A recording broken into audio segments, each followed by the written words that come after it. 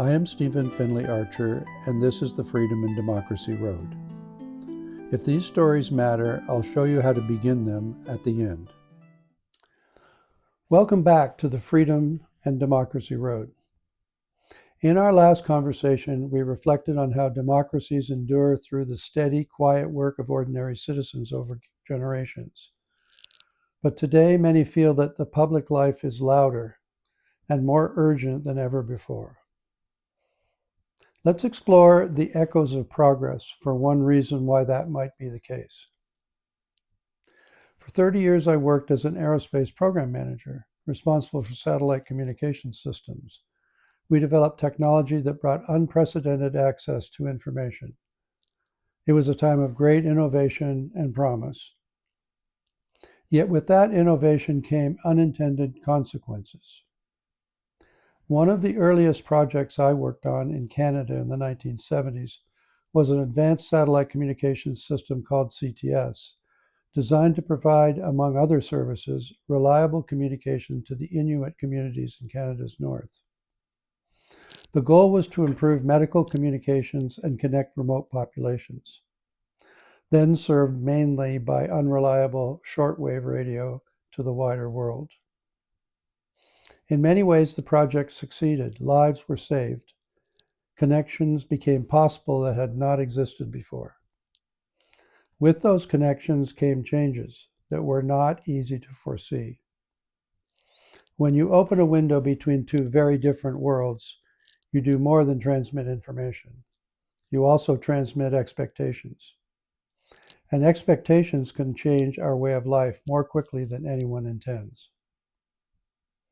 Technology can solve practical problems, but it can also introduce social strains that were not present before. That lesson has stayed with me and guided my thinking on many matters. If you're finding this meaningful, you're welcome to subscribe below. Today, we face an even more complex challenge with the digital revolution. Information is immediate, constant, and not always clear. Voices are amplified, but so too are confusion, fear, and division. Just as in my parents' generation, where they faced the overwhelming challenges of their time with resilience and a steady commitment to the road, we too must learn to navigate this amplified landscape. In the Second World War, my relatives faced a demoralizing propaganda of Axis Sally in Europe and Here Tokyo Rose when they were within radio range.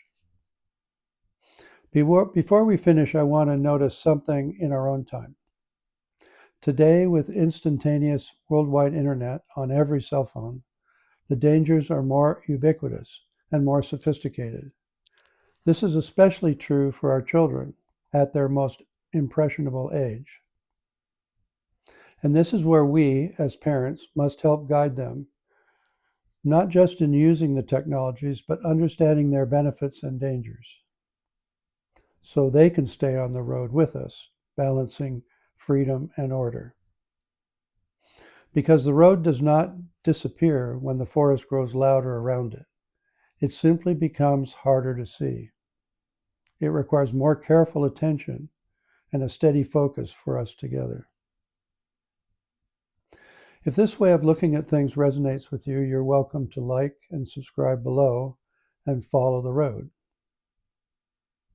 Writing about history and spending time in a slower, more rudimentary world of the past gives me a chance to step back and compare our own time a little more clearly, to see how freedom and order have endured together through difficult times before, and to notice when ignored patterns of history begin to return.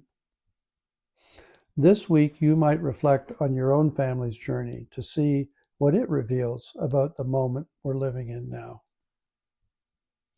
And if you'd like to step into my story as well, you'll find a complimentary, personally signed copy of Searchers in the description below.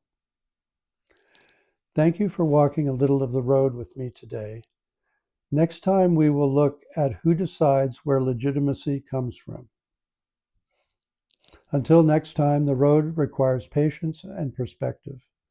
Stay on the road to freedom and democracy, because the path only continues if we walk it together.